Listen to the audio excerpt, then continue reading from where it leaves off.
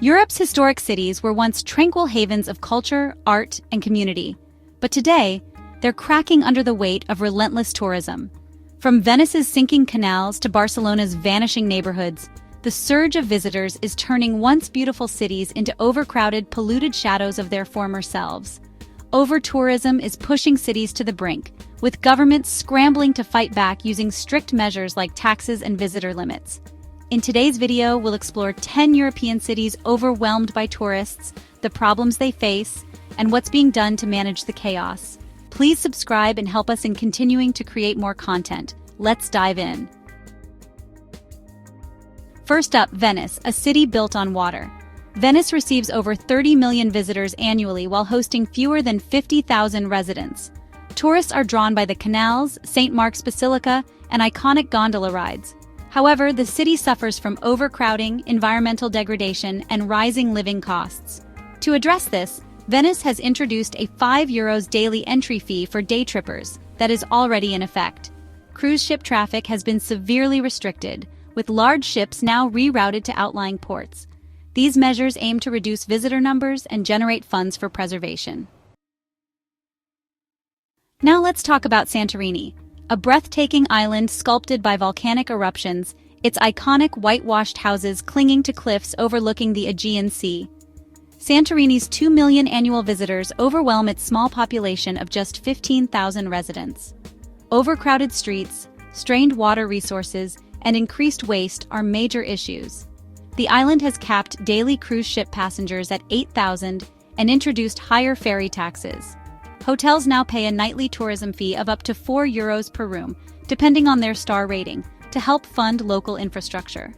Can Santorini find a balance between sharing its beauty with the world and preserving its fragile ecosystem and cultural heritage?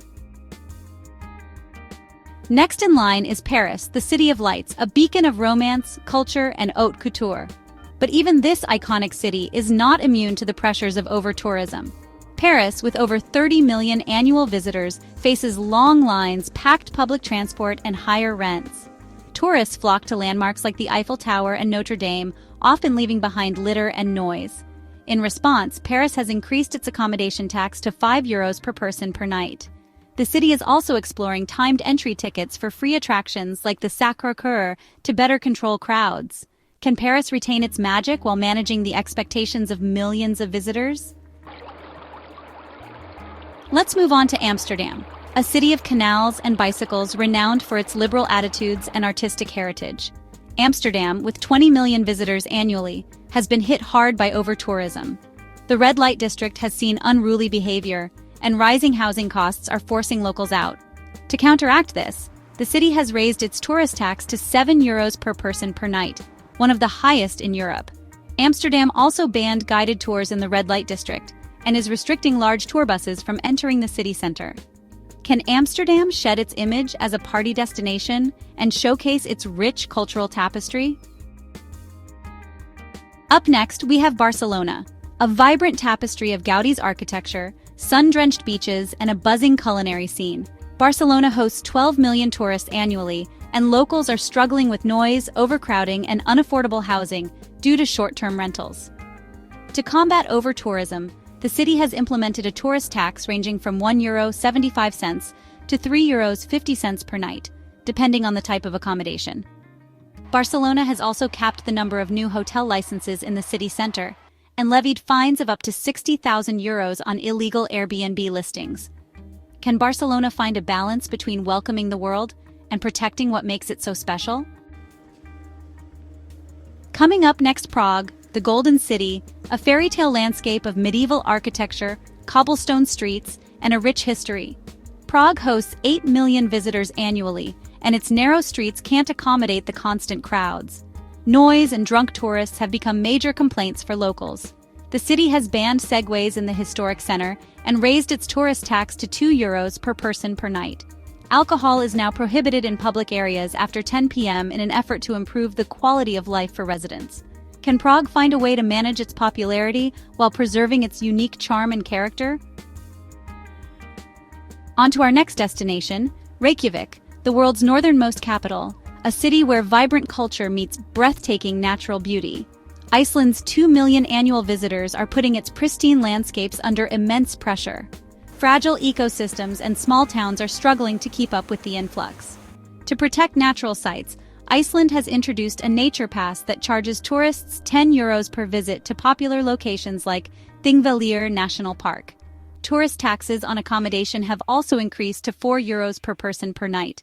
Can Iceland manage its popularity while preserving the very landscapes that draw visitors in the first place? Next in line is Rome, the Eternal City, a living museum where ancient ruins stand as testaments to a glorious past. Rome sees 25 million tourists each year, many visiting the Colosseum, Vatican City, and Trevi Fountain. Overcrowding damages these ancient sites, while some tourists have vandalized them, like carving initials into monuments. To curb bad behavior, Rome has imposed fines of up to €400 for sitting on historic fountains and €2,000 for vandalism. A €6 tourist tax per night on hotel stays also funds city maintenance projects. Can Rome protect its fragile treasures while ensuring that future generations can continue to marvel at its wonders? Next on the list, Dubrovnik, the Pearl of the Adriatic. Dubrovnik, a UNESCO World Heritage Site, welcomes over 3 million visitors annually, many arriving on cruise ships. This overwhelms the old town and damages its fragile infrastructure. To tackle the issue, Dubrovnik has limited the number of cruise ships docking daily to just 2, allowing a maximum of 5,000 passengers. Additionally, entry to the city's historic walls now costs €35, aimed at reducing foot traffic and funding maintenance. Can this historic city find a way to manage its newfound fame while preserving its unique character and heritage for future generations? Last, nestled in the Austrian Alps and famed for its Baroque beauty and the Sound of Music legacy, Salzburg may look like a serene postcard, but behind the picturesque facade lies a city struggling to breathe under the weight of millions of tourists each year. Salzburg sees 3 million annual visitors, many of whom come for its Baroque beauty and the Sound of Music tours. However, the city center is overwhelmed, and locals complain about noise, traffic, and a lack of affordable housing. Salzburg has increased its tourist tax to €2 per person per night and limited tour bus access to the historic center. Additionally, the city is cracking down on unregistered short-term rentals, imposing fines of up to €10,000. As we've seen, the impact of overtourism on these European cities is undeniable. Historic centers are overwhelmed, local communities are displaced, and the very essence of what makes these places special is at risk. But it's not too late to change course. Sustainable tourism isn't just a buzzword, it's a necessity. It's about respecting the places we visit, supporting local businesses, minimizing our environmental impact, and traveling thoughtfully. Let's be mindful travelers, choosing experiences that benefit local communities and preserve cultural heritage. Please like, subscribe, and comment.